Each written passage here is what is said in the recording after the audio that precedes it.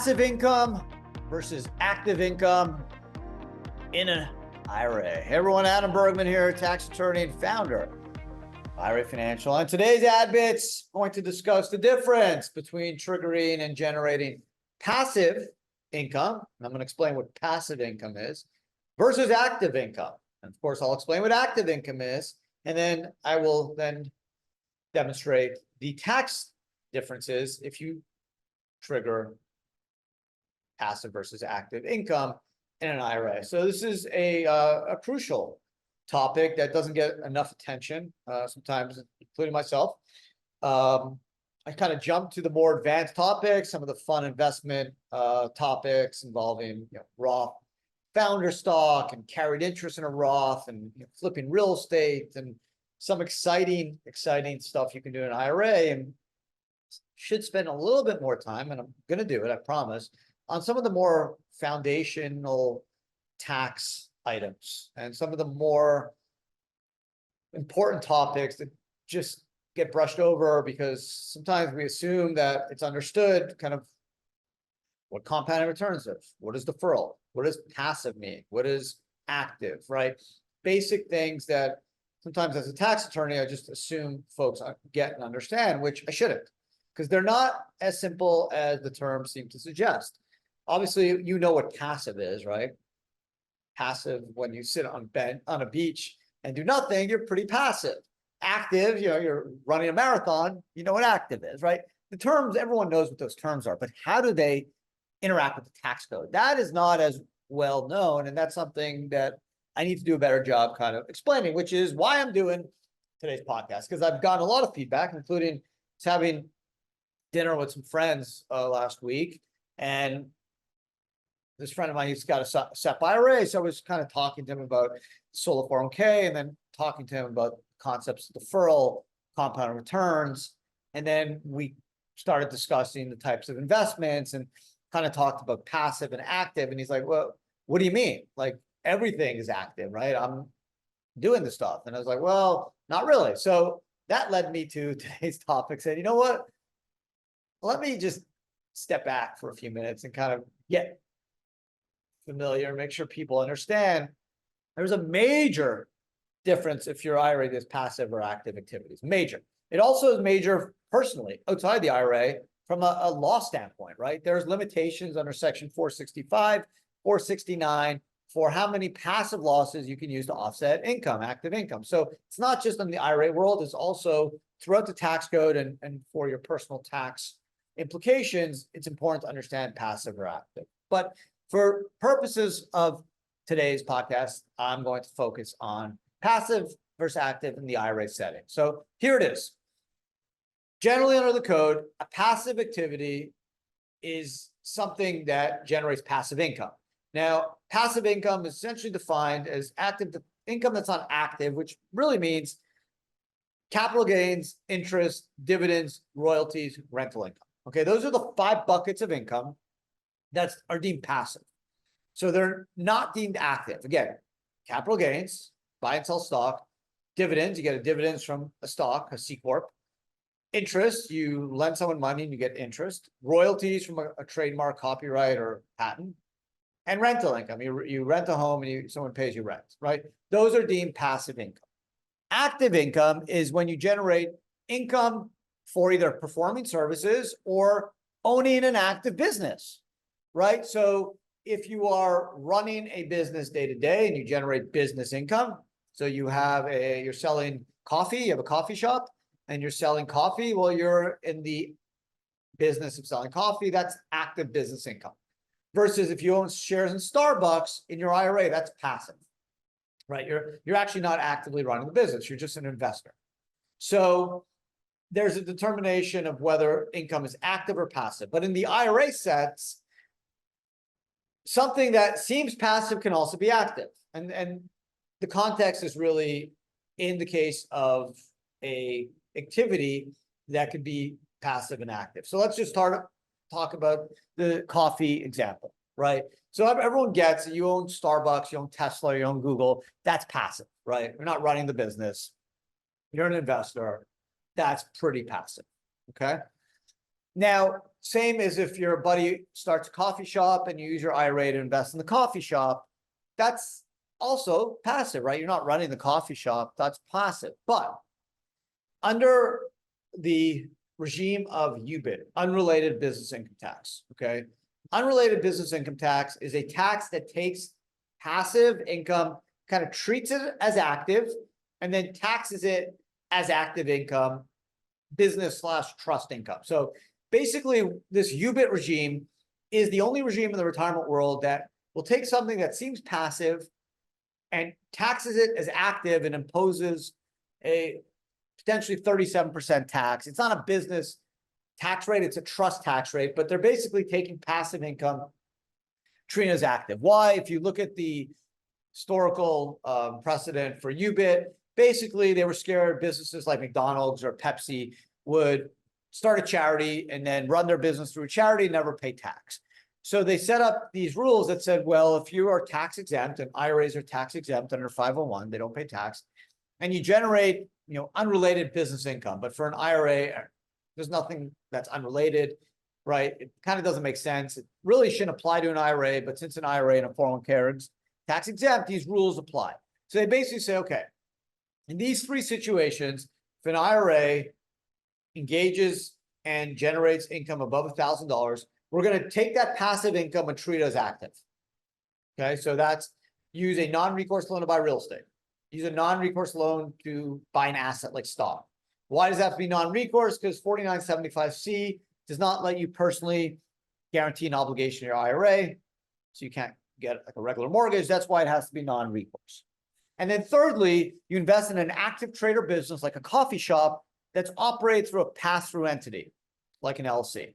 If you invested in that pass-through entity that was a corporation like Starbucks, you would then block the UBIT and it would basically still be treated as a passive company. So it's kind of arbitrary, right? It says, okay, it's the same investment. You're still investing in your friend's coffee shop, but because your friend's using an LLC, not a corp, we're basically going to turn that income into active instead of passive, tax you up to 37%, versus if you did it in a corporation, the corporation would pay the corporate tax, and then the dividend would not be subject to UBIT and would be deemed passive. It makes no sense, but the reason it's there is because LLCs don't have an entity level tax, so they're worried that that income would escape taxation, whereas corporations have a corporate level tax, so they're not as worried about that income escaping taxation. So again, in these three instances, from an IRA standpoint, a passive activity could turn active, right? Like owning friend's coffee shop. I'm not the barista, I'm not making the cappuccino. I just own 5% or 10% of the business. Passive, just like I own Starbucks stock, passive. If I did it and Starbucks is a C Corp, the dividends or the gains I get are tax deferred, tax free, passive, not subject to UBIT. But if I did it, if I owned the coffee shop in an LLC, because my buddy wants to set up an LLC, it's not publicly traded, that passive income now is active and I have to potentially pay UBIT tax up to 37% tax of income above 15K allocated to my IRA, even though I'm still passive. I'm on the beach just owning the stock, not in the restaurant. I'm not making the coffee, but the IRS is treating it as active. So that's why in the IRA world, active and passive seems simple, but it's not, right? We all know what passive is, right? We all know what active is, but because of the UBIT regime, something that's passive could also be active and get triggered by UBIT. Same with real estate, right? So I'm investing in a real estate deal. It's passive, right? I'm not building the home. I'm not running the office building. I'm literally in my house, relaxing, just a passive investor. Okay. If I did it in a REIT, a real estate investment trust, not paying any UBIT, it's protected. It's passive. Capital gains when I sell the stock. If I bought the real estate in an LLC, and there's leverage, which every real estate deal pretty much has leverage, right? Then the UBIT regime is taking something that's passive, if I did a REIT, and that's making it active and taxing it with UBIT up to 37%. Same investment, pretty much, right? Except instead of using a corporation, I'm just doing it through an LLC. But they turn my passive income, which would be deferred from tax, right? Capital gains, interest, dividends, royalties, rental income, that doesn't trigger UBIT as passive, not subject to UBIT, no tax if it's in the IRA. But because of this UBIT regime, which really shouldn't even apply to IRAs because IRAs don't have an exempt purpose, right? Unlike a charity like a hospital, its exempt purpose is to care for people, save people's lives. If the hospital sold bicycles or sold shirts, clearly that's not part of its exempt purpose, and they're going to tax it, right? Because they don't want businesses setting up charities and never paying tax. I get it. Makes sense. Okay, I can live with that. IRAs don't have an exempt purpose, right? What's the exempt purpose of an IRA? To make money. So the owner has more money for them and their family when they retire. That is the only purpose of an IRA. It's not a business. It's not a charity. There's no other purpose. So the UBIT regime actually should never apply to IRAs. It does. I've spoken to members of Congress, even folks on the Senate Finance Committee. They kind of agree off the record, but they're like, I don't even really understand this stuff. There's really no momentum. I can't see how this is going to change. Plus, it generates money. So this is not something that's even a remote priority to us. But it's impacting IRAs because it's turning income that's passive, right? Rental income or capital gains income or dividend, well, not dividend, because dividends are from a C Corp. So C Corps always block UBIT. That's why if you invest in Tesla or NVIDIA, Amazon, Apple, even Starbucks, they're always corps, and they're going to block UBIT. So the dividends from those corps are passive. But passive, if you invest in a software company that's an LLC, if the same company does exactly what NVIDIA does, selling all these AI chips, but they do it in an LLC, you're going to be subject to UBIT if there's more than $1,000 in net income, even though it's the same for you, passive activity, right? You're just a passive investor. You're retired. You're on the beach playing golf.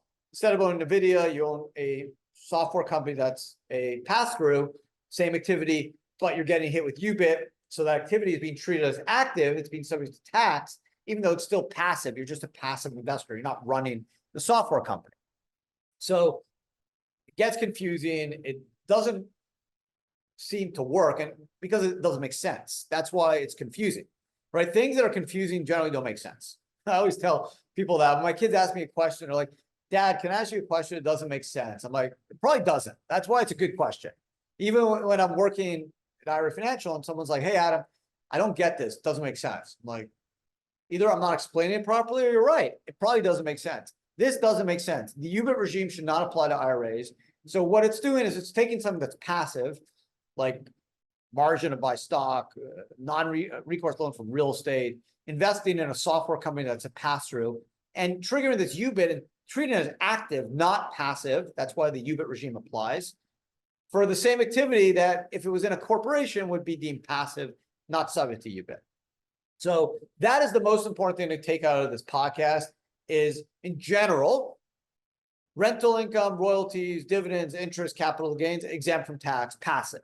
However, in 3 instances, use a non-recourse loan to secure an asset like margin on stock, non-recourse loan to buy real estate, or you invest in an active business like a coffee shop or software company through an LLC, a non-corporation. Those 3 instances, if there's more than $1,000 in net income, you will pay the UBIT tax, which basically is treating that activity as active. It's punishing you for having a non-exempt business, a non-related business, even though you're an IRA. It's passive. You're not running the business, right? You're just an investor. Whereas if you use the corporation to invest in the software company, the dividends or the capital gains would be exempt from tax as passive. But because you're using an LLC, it's becoming active, subject to UBIT. Makes no sense, but unfortunately, the rules were essentially stretched to apply to IRAs, even though they only were intended to apply to tax-exempt charities. But because IRAs and 401ks are 501 exempt trusts, the rules got stretched to apply, even though they make 0 sense. So very important podcast topic. I promise I will do more and kind of get back into the basics, talk more about deferral, deductions versus credits, SEPs versus solos, IRAs versus Roths, tax efficiency for conversions. Like, I know I probably should do more of these topics, but I guess I just assume I did it a month ago or 6 months ago. So I assume people kind of checked out the podcast and video, and I'm scared of being boring and repeating myself, but I will. I've just gotten that feedback on many, many occasions that, hey, your advanced topics are awesome, but sometimes please just go back to the basics or maybe link to them in the podcast or in the notes so we can go get more of the basic information, because some of this advanced stuff is awesome and cool, but we sometimes are a little bit more a little bit confused on the basics, which I get. I've just been doing this for like 15 plus years and it's second nature to me. But I get it. And I promise I'm gonna do a better job. So that's why this podcast topic I think is so important. Remember, passive's good. Active also could be good, right? For deductions and for a personal tax standpoint. In the IRA setting, active's bad. You don't want to be active, right? Because you're potentially triggering UBIT. Another example is flipping homes, right? Let's say you flip 3-4 homes in an IRA. Is that active or passive? Probably passive. Now, there's some case law about what would make an activity passive versus active. And I could do another podcast on that. I probably should. But here's just a snapshot kind of summary. What the IRS would look at, and it's a case-by-case objective standard, or subjective standard, I should say. They would look at your frequency, timing, right? Are you buying and selling a minute later, doing 5 or 50? Your intent, you intend to be in business, you intend to be passive, right? How much improvements are you doing? Are you just kind of flipping contracts, or are you actually doing some work, right? All this stuff matters in terms of whether it's active versus passive. But from a general standpoint, if you're doing a couple flips in a year, you're not an active business, especially in an IRA. If you're doing 20, 15, 30, yeah, you're probably going to be seen as an active flipper or a real estate developer, real estate professional versus someone that's passive. So in my humble opinion, just as someone who's been in this industry as a tax lawyer, I think if you're staying under 6 or 7 a year, it's going to be awfully hard for the IRS to argue you're professional real estate, flipper or developer. But over that, it's some could be a little bit more difficult. But there's varying facts and circumstances, right? If you're a doctor and you flip 6 or 7, probably your intent's not to be in business. If personally you're also a real estate developer, and then you're flipping 7 or 8. Maybe it's harder to argue you're passive in the IRA because you're also doing that personally outside of the IRA. So this is all the stuff that goes into determining whether, from a real estate standpoint, especially passive versus active. But another reason that if you have questions, which you probably will, you talk to us. We allow and we encourage people to call us clients, not clients. Like, we want to hear from you. We want to go through scenarios. We want to give you the best answer, right? If I feel like there's going to be UBIT, or my team feels it's going to be UBIT, we'll tell you. Because guess what? We can plan around that, right? With C-Corp blocker, maybe use a foreign blocker, maybe you do a debt versus equity investment. There's solutions. The worst thing that can happen is we don't talk to you, you do a deal. 2 years later, you come back to us and say, I just talked to my accountant. He's saying I owe 37% UBIT. Why didn't anyone tell us? Well, you never told us what you were doing. How are we going to know? We're not mind readers. So work with us. That's a very important service, a very important advantage that we offer over everyone else in the market, is that we have the expertise, we have the pedigree, that we will optimize your investment from a tax standpoint, right? We will look at UBIT. We will look at the prohibited transaction rules. We will look at deferral, compounded returns, even credits and deductions. All this plays into the solution, the structuring, to help you convey and help you come up with the most tax efficient way to do your investment from a IRS perspective. So thank you again for hanging out with me today. Very, very important topic, passive versus active. You definitely want to be passive in the IRA because you want to stay out of the UBIT world. But if you feel like you're going to be in the UBIT world, reach out to us, whether it's phone, email, chat, whatever. We'll help you potentially find a more optimal solution to help reduce the exposure to UBIT and make your investment more tax beneficial. So thanks again. Have a great day. I hope you enjoyed the podcast. If you have a comment, question, leave it.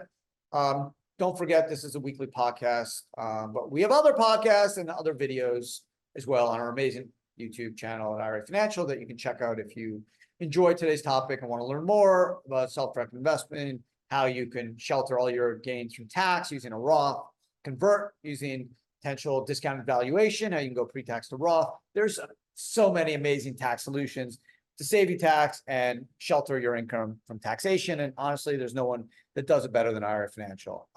That's my honest opinion as a tax lawyer. So take that for what it's worth. Otherwise, thank you so much for hanging out. Have a great day. And I'll see everyone again next week. Thanks.